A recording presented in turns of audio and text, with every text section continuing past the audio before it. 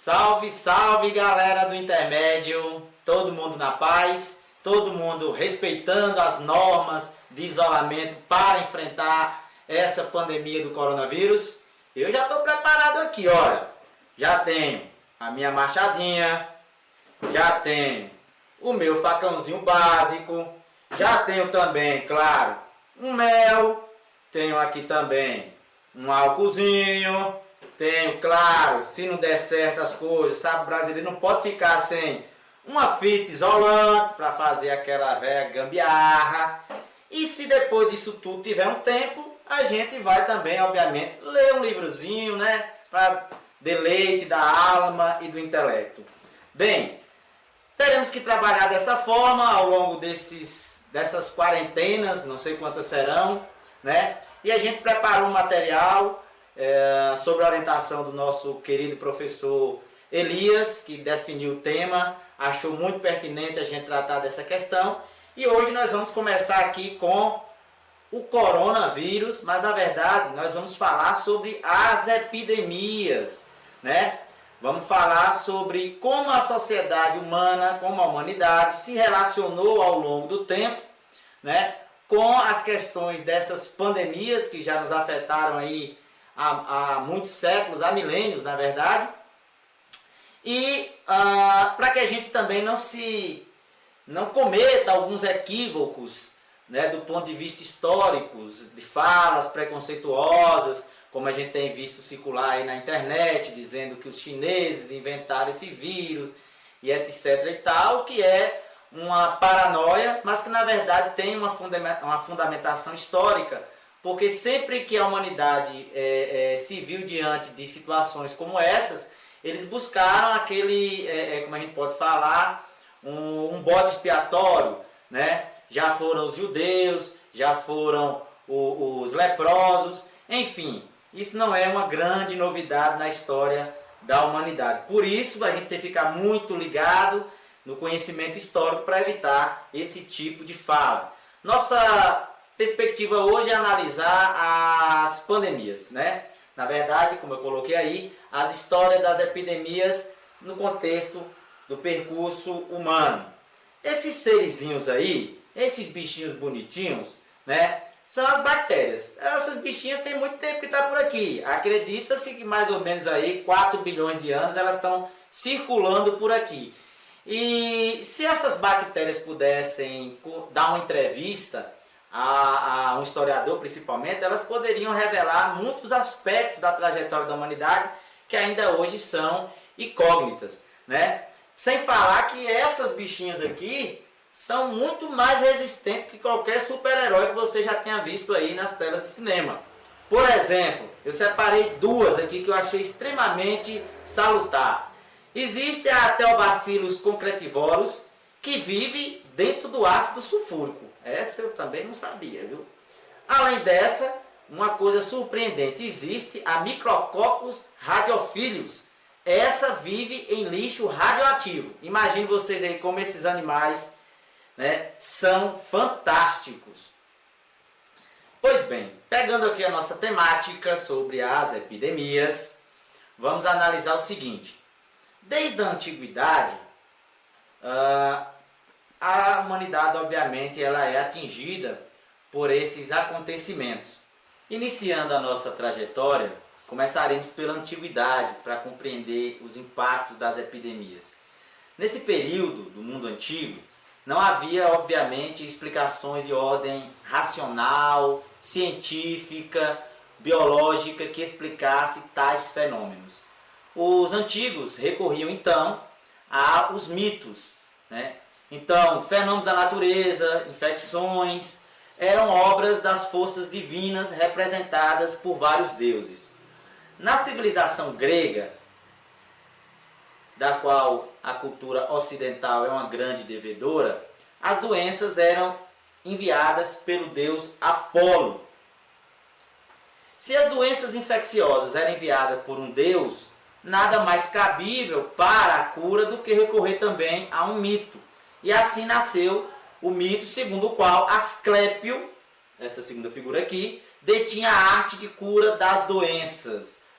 O culto a Asclépio iniciou-se no século VI a.C., numa região grega conhecida como a Tessália, e permaneceu por quase 1000 anos. E houve a construção de mais de 200 templos em homenagem a Asclépio.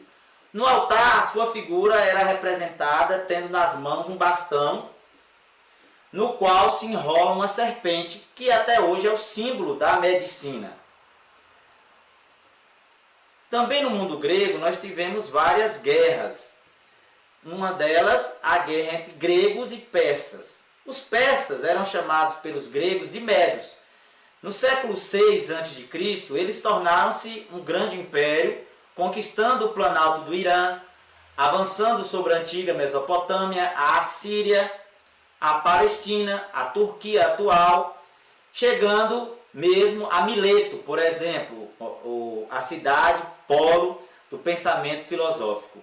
Os gregos, então, uniram-se na chamada Liga de Delos e, para vencer os persas, também contaram com a ajuda de uma epidemia que ficou conhecida como a peste de Xerxes, que atingiu o exército persa em aproximadamente 482 a.C.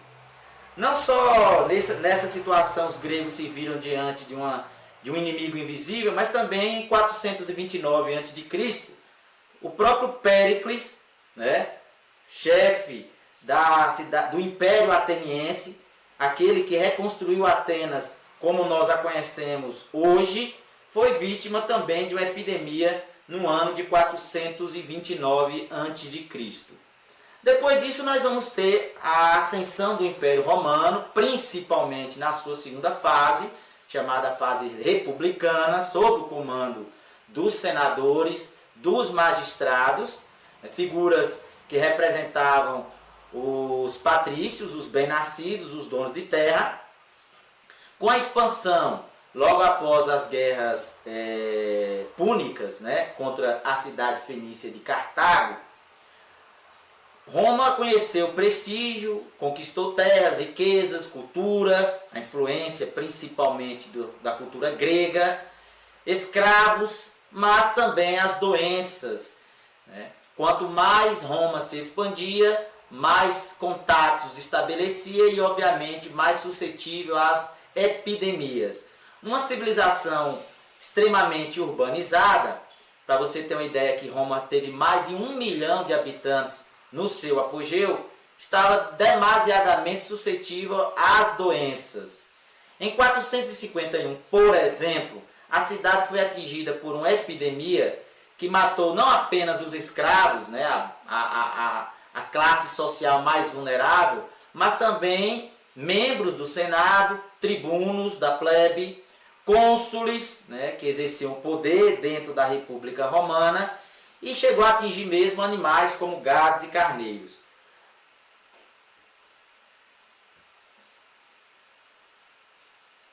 Ainda falando um pouco aqui sobre Roma, deixa eu voltar aqui um pouquinho, a população pobre, né, com a expansão do escravismo, passa a aglomerar-se constantemente nas cidades e vão alugar pequenos espaços que são chamados de insulas, que a gente poderia dizer que são cortiços, né? Em 79 d.C., houve dois acontecimentos marcantes na trajetória romana. Primeiro, a erupção do vulcão Vesúvio, né, que destruiu a cidade de Pompeia e também a cidade de Herculano. Nesse mesmo ano ocorre a expansão de uma epidemia que veio do Egito, que devastou toda a região central da Itália. Dá até para fazer um paralelo com a atual situação italiana hoje. Essa pandemia, que acredita-se tenha sido ou a malária ou o antrax, percorreu o Egito, estendeu-se pela Mesopotâmia, o norte da Grécia e chegou à Itália também, provocando inúmeras mortes. Em 125, outra epidemia atingiu a civilização romana, acredita-se que dessa vez tenha sido o sarampo, e causou uma grande devassidão, ficou conhecida como a peste de Osório. Após o fim do Império Romano, nós vamos ter um declínio populacional na Europa, né, que vai sair de aproximadamente 70 milhões para 30 milhões de habitantes. Essa é uma questão muito importante se lembrar. A Europa vivia esses altos e baixos com relação ao crescimento demográfico, né? A gente não está tão acostumado com essas situações, mas ao longo da maior parte da trajetória das civilizações, e principalmente da civilização ocidental, isso é uma constante. De tempos em tempos nós temos situações epidêmicas como a que nós estamos vivendo agora com o coronavírus, que acarretam uma diminuição significativa da população. É claro que hoje, diante das possibilidades médicas que nós dispomos, o impacto não é tão significativo. Mas na antiguidade, no período feudal, né, e mesmo na modernidade, as doenças provocavam uma redução demográfica significativa. Para você ter ideia, algumas cidades chegavam a perder mais de 80% da sua população. Nós não estamos no pior cenário da nossa trajetória enquanto sociedade. Durante o período feudal, no início do século V ao século X, houve uma redução no número de epidemias em função da própria dinâmica dessa sociedade que passa por um processo que nós denominamos de ruralização. O que é que vai acontecer? Com o declínio do Império Romano e as chamadas invasões bárbaras, você vai ter um processo de esvaziamento das cidades que conhecemos na história como ruralização. O nome é autoexplicativo, né? As pessoas abandonam a cidade e vão viver no campo, iniciando aquela relação tão característica do período medieval que nós chamamos de feudalismo. Ou seja, um indivíduo que está atrelado à terra, né? A terra sob um juramento de fidelidade. É a união do comitatus e do colonatus que nós podemos depois, em outro momento, estar explicando melhor.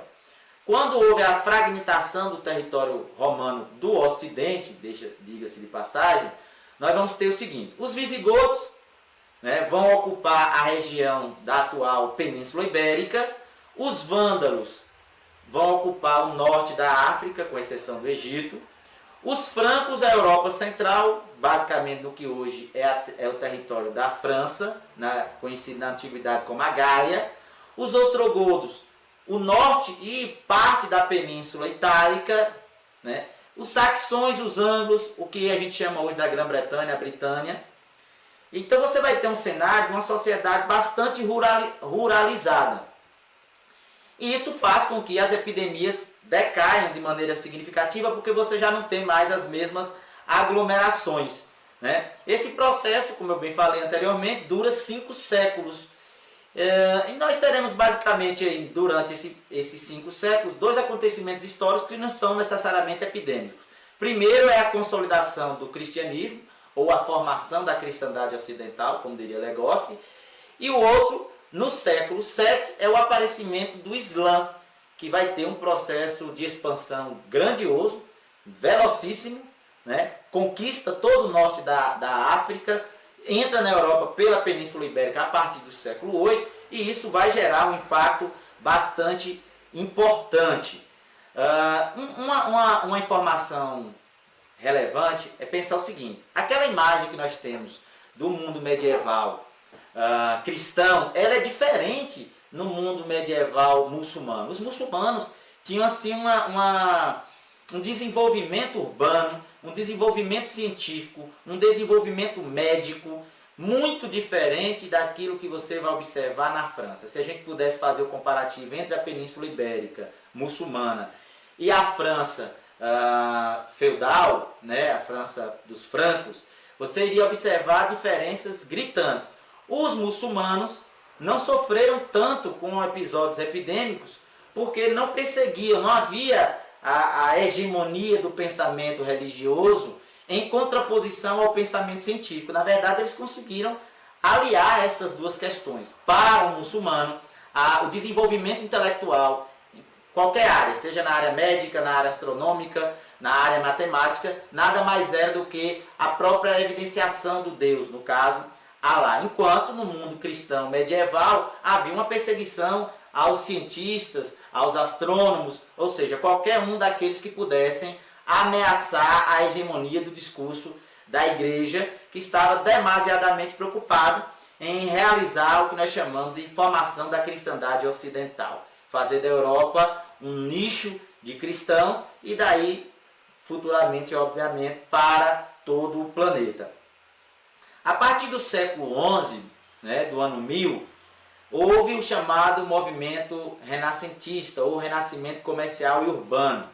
Esse movimento, ele, como o próprio nome já diz, simboliza o reaquecimento das atividades comerciais e também da ascensão, novamente, do crescimento das cidades. Bem, esse movimento começa com a própria conquista da Península Ibérica no século VIII pelos muçulmanos. Como eu falei anteriormente, os muçulmanos, essa conquista possibilitou o intercâmbio com o Oriente e os muçulmanos, de certa forma, contribuíram de maneira bem significativa para reaquecer as atividades comerciais na Europa. Geralmente, no senso mais comum, prevalece a ideia de que foram as cruzadas que realizaram isso a partir do século XI. Mas já no século VIII, as atividades comerciais retomam, porque os muçulmanos são povos, né? É um povo bastante dedicado às atividades comerciais. Não é à toa que, por exemplo, a expansão do Islã na África se deu através do comércio. Com o renascimento comercial e urbano, nós vamos ter como os fatores que corroboram para esse processo o crescimento da produção agrícola. Né? Haverá melhoramentos significativos na lida agrícola na Europa, e isso vai possibilitar a produção do excedente, ou seja, a Europa vai produzir muito mais alimento do que necessita naquele momento. E isso acaba enfraquecendo as relações vassálicas, as relações feudais, possibilitando que alguns servos possam ir viver fora dessa relação, porque o indivíduo não precisa mais necessariamente produzir o seu próprio alimento. Ou seja, os servos podiam buscar novos ofícios e não serem necessariamente camponeses. O que é que nós teremos então? As cidades passam a receber esse volume de indivíduos, por isso que ela começa a ganhar fôlego.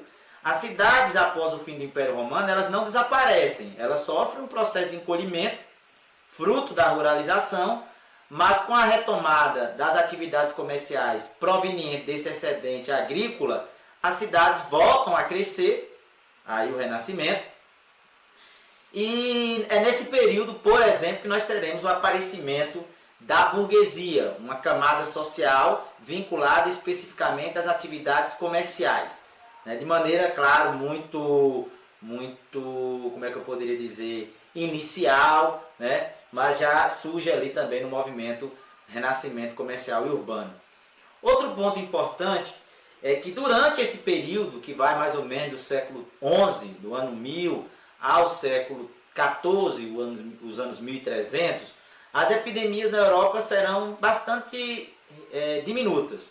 Claro que isso é resultado de uma melhor alimentação por parte dessa população. A população se alimenta melhor, isso também gera um crescimento demográfico, como você pode observar ali no nosso gráfico, né? Ou no nosso slide. O que é que você tem?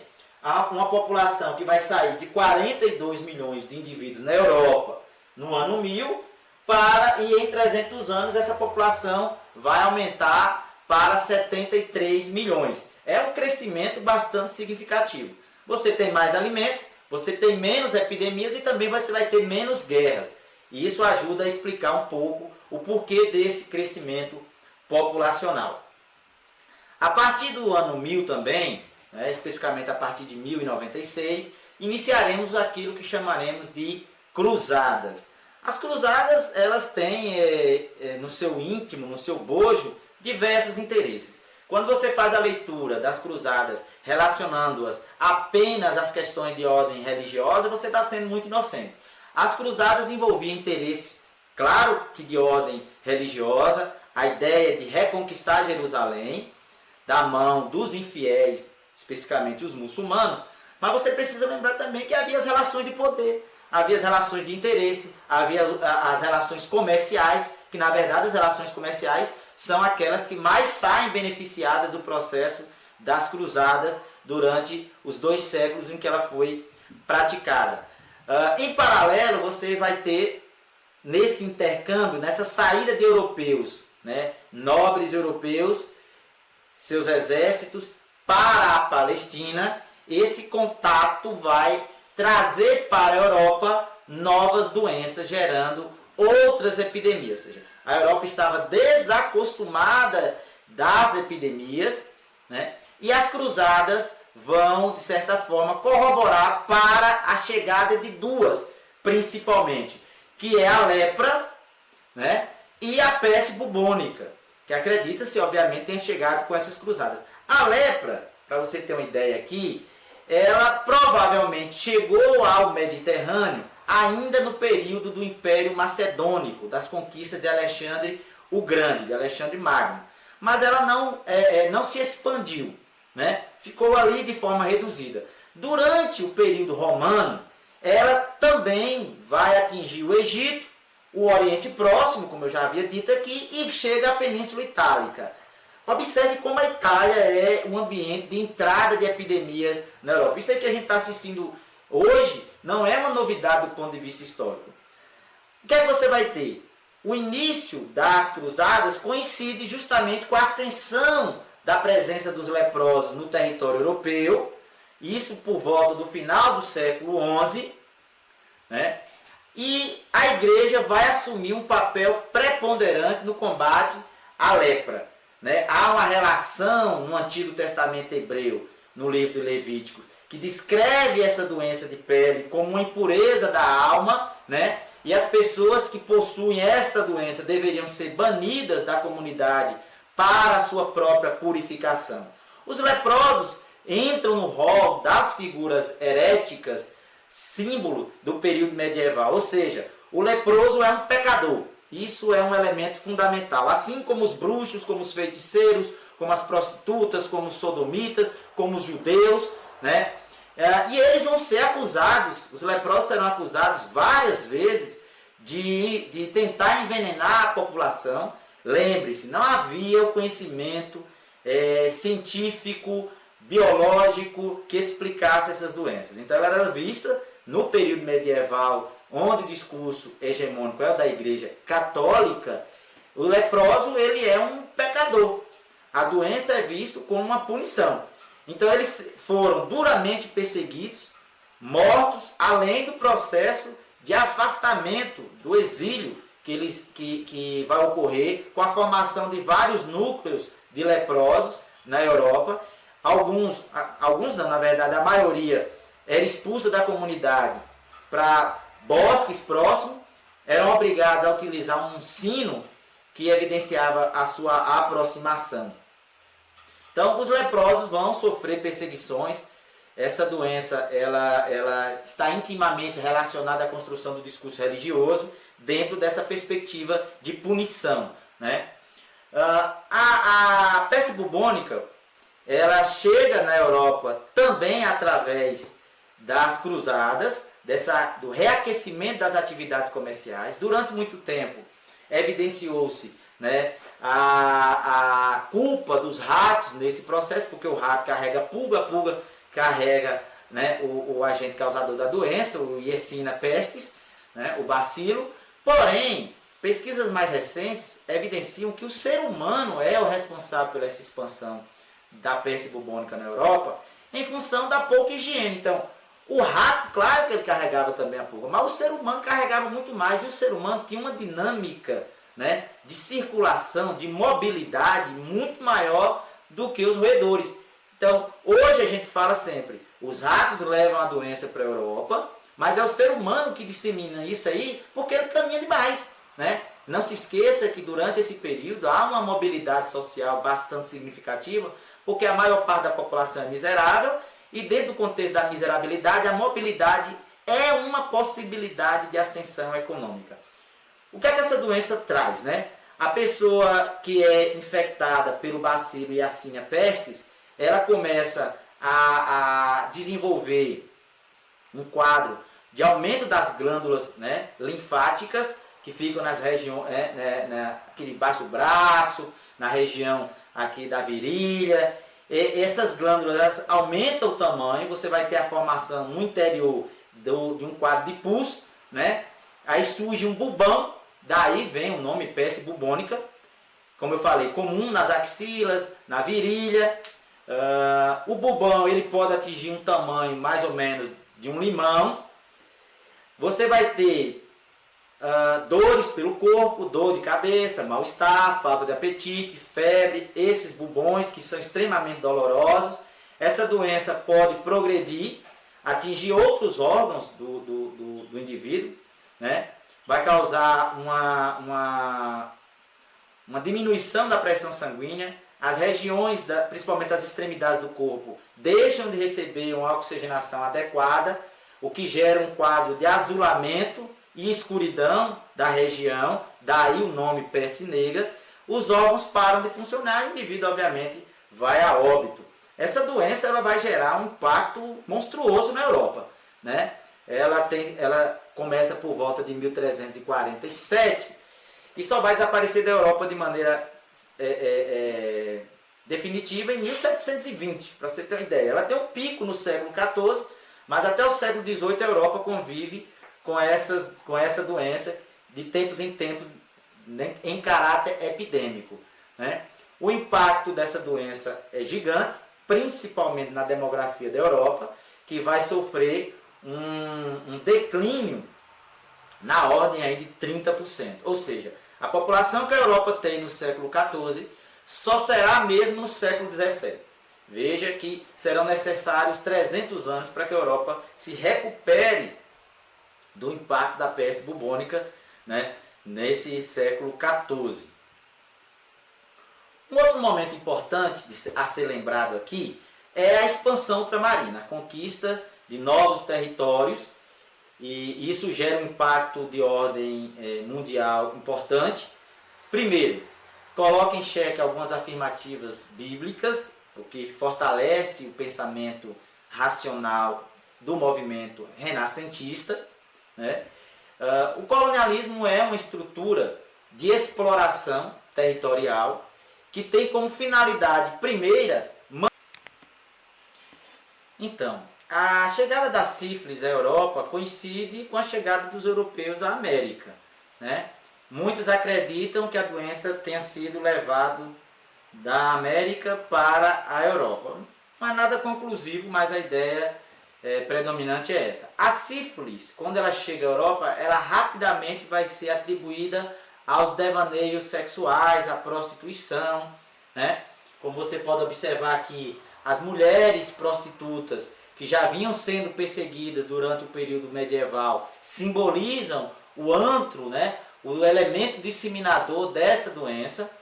A partir de então, os prostíbulos passam a ser perseguidos, não apenas em função da sífilis, mas também do rompimento do núcleo religioso cristão com o aparecimento dos protestantes, que acusam a Igreja Católica de possuir na Europa diversos bordéis, o que não é mentira, né?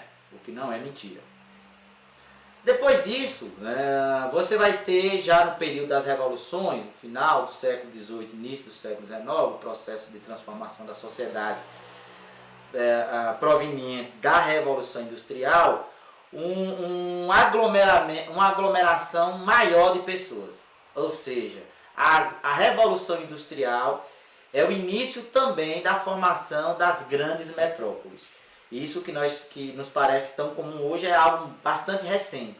O mundo rural, a partir do século XIX, ele passa a ser substituído por um mundo urbano industrializado, onde a aglomeração humana ocorre de forma nunca antes vista na trajetória humana. E esse cenário de aglomeração, tanto agora quanto na antiguidade, é ideal para a difusão de agentes patológicos. Nesse cenário, duas doenças serão demasiadamente importantes: a tuberculose e a doença da cólera. Essas doenças elas são relacionadas a esse processo de expansão urbana. Em função do rápido crescimento, essas cidades não conseguem oferecer uma condição de salubridade ideal para seus moradores, principalmente os trabalhadores que vivem nas periferias. Não esqueça que no processo da Revolução Industrial vai ocorrer a proletarização do camponês, né? O trabalhador do campo passa a ser um trabalhador fabril, proletarizado, vivendo em condições higiênicas péssimas, e a doença vai coroar o cenário de exploração que é muito próprio do sistema capitalista. A tuberculose, ela existe e ela é conhecida há milênios, isso aí não é nenhuma novidade. Só que é no século XIX que as condições sociais, essas aglomerações, surgem e favorecem para que ela se transforme em uma epidemia. Os doentes da tuberculose, obviamente, apresentam um emagrecimento progressivo, tosse seca e febre diária. O enfermo elimina pela tosse o bacilo da tuberculose, na verdade a tuberculose ele é provocado por vários agentes. As casas, as moradias não possuíam condições de ventilação ideal, havia uma aglomeração de pessoas dividindo o mesmo espaço, que favorecia então a disseminação da doença, que encontrava um trabalhador, um proletário, demasiadamente enfraquecido pelas longas jornadas de trabalho, pelas péssimas condições de salubridade do espaço do trabalho, ou seja, encontrava nesse indivíduo condições ideais para a sua proliferação. A tuberculose ainda hoje causa espanto, né? Porque exige um tratamento longo e rigoroso daquele que contém a doença. A cólera, ela está vinculada também a essas péssimas condições de salubridade, já que na maioria das vezes a contaminação se dá pela ingestão de água. Imagine você um cenário de crescimento urbano acelerado, pouco conhecimento da ordem da higiene dos agentes causadores de doença, uma contaminação significativa. Para você ter uma ideia, na década de 1830 é que essa doença se espalha pela Europa. A origem provável da cólera é a região do rio Ganges, na Índia. E quando ela atinge Paris, em 1832, só na capital francesa a doença mata 34 mil parisienses e força a retirada de mais de 120 mil indivíduos. Perceba o cenário. Isso no século XIX. Se hoje a pandemia do coronavírus já gera um cenário de medo, imagine 34 mil pessoas morrendo em uma única cidade. Acredita-se que a doença tenha chegado à América através de imigrantes irlandeses que foram para o Canadá. Na verdade, o fator primordial é que essa doença ela atinge principalmente os trabalhadores que vivem em cômodos, em habitações insalubres, sem sistema de esgoto, sem latrina, a água utilizada no abastecimento proveniente de rios próximos que são contaminados pelos próprios dejetos humanos. A família então bebe essa água, faz o uso rotineiro, o uso cotidiano dessa água nas mais diversas atividades. Então a contaminação era praticamente inevitável. Trazendo para o Brasil, a cólera, juntamente com outras doenças, é um corolário de epidemias que de tempos em tempos assolam as principais cidades, principalmente Salvador e Rio de Janeiro. Você tem a cólera, você tem a varíola, você tem a febre amarela, você tem a própria tuberculose e tantas outras doenças que vão atingir essas duas cidades, principalmente no período do Brasil Império. Em Salvador, por exemplo, entre 1855 e 1856, a população vai ser acometida de uma epidemia da cólera, né? Chamado inimigo invisível. A doença começa pelo bairro do Rio Vermelho. No dia 21 de julho de 1855, você tem dois indivíduos que morrem. A partir daí, o índice de mortandade aumenta significativamente. E em 1856, o delegado da cidade de Iambupe escreveu o seguinte assim, ó: o trabalho tem sido constante e assíduo, mas não vale de nada contra esse inimigo invisível que mata sem remédio e zomba dos esforços humanos. Então a doença ela só vai abandonar ou a diminuir na capital da Bahia a partir de abril de 1856. E como resultado final nós teremos nesse período de 55 a 56 aproximadamente 36 mil pessoas mortas entre Salvador e o Recôncavo. Somente 30 anos depois é que Robert Koch vai descobrir o agente causador dessa doença. Até então havia a crença de que essas epidemias que assolavam as cidades brasileiras eram provocadas pelos famosos miasmas. Os miasmas eram até então, dentro do discurso científico, hegemônicos em relação a serem os agentes causadores das doenças. O que seriam esses miasmas, né? Seriam então gases putrefados que emanavam principalmente de cemitérios e regiões pantanosas. Daí a ideia de construir cemitérios afastados das cidades e drenar os pântanos como elemento de combate a essas doenças, e isso na verdade vem desde a civilização etrusca, antes mesmo da civilização romana, ou seja, antes de Cristo já havia mais ou menos um esboço dessa teoria de que essas regiões provocavam doenças na população.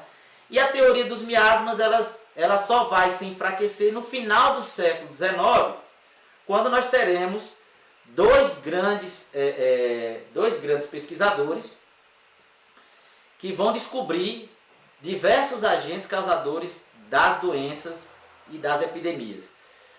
O primeiro deles, né, é Robert Koch, e o alemão, né, e o segundo é Louis Pasteur. Inclusive, se você, nesses dois países, tanto na Alemanha quanto na França, são as principais instituições, o nome desses pesquisadores é dado às duas principais instituições que combatem epidemias e produzem medicamentos para isso. Entre 1871 e 1872, logo após a Guerra Franco-Prussiana, o território do que hoje é a Alemanha foi acometido de uma epidemia de varíola que calcula-se tenha matado aproximadamente 120 mil pessoas. Para você ter uma ideia, entre 1870 e 1875, a varíola, matou no continente europeu 500 mil de indivíduos, em apenas 5 anos. Né? Até 1890, tanto o Robert Koch quanto o Louis Pasteur ajudaram o conhecimento de vários agentes de doença, como causadores do antrax, da febre tifoide, da lepra, da malária, da tuberculose, do cólera, da infecções de pele, difteria, tétano, pneumonia e gonorreia. Então, são dois pesquisadores bastante importantes para a construção de um discurso médico baseado em evidências científicas. E aí vem uma questão importante. No século XIX também, a medicina passa a ter um discurso hegemônico, ou seja, o discurso da verdade sobre a saúde da população. Esse discurso, no entanto, vai encontrar um cenário pré-existente baseado nas práticas de cura popular, que era a forma como a população comum se cuidava. Ou seja, através de banhos, através das ervas, através das sangrias, através dos curandeiros. Essas práticas eram demasiadamente comuns no Brasil do século XIX. O discurso médico acadêmico ele era muito longe da realidade da população. O que é que você vai ter então? Curandeiros, rezadeiras e parteiras simbolizam para a população pobre o trato médico, ou seja, eles representam a possibilidade da cura. Só que, revestido de um princípio civilizador, a verdade médica acadêmica começa no século XIX a desqualificar essas práticas de cura, impor a sua verdade, e isso você vai ter um choque de discursos que provoca, por exemplo, no nosso caso, no Brasil, a revolta da vacina. Não é uma revolta contra a vacina, porque a vacina contra a varíola ela já é conhecida desde o final do século XVIII. Ela já é obrigatória no Brasil desde o período imperial. O que leva a população a rebelar-se contra as autoridades na cidade de Rio de Janeiro é um conjunto de fatores de ordem civilizacional, ou seja, um discurso de civilização que envolve a destruição de cortiços, que envolve a aplicação de uma política de saneamento, uma política de higienização, de modernização da capital, na época Rio de Janeiro, e isso vai gerar uma insatisfação que será coroada com a imposição da vacina, gerando a famosa revolta que tanto a gente conhece. Bem, galera, a gente encerra por aqui a nossa fala, uma breve contribuição para que você entenda melhor os cenários epidêmicos pelo qual a sociedade passou. Um forte abraço, coloque na escrita e boa sorte!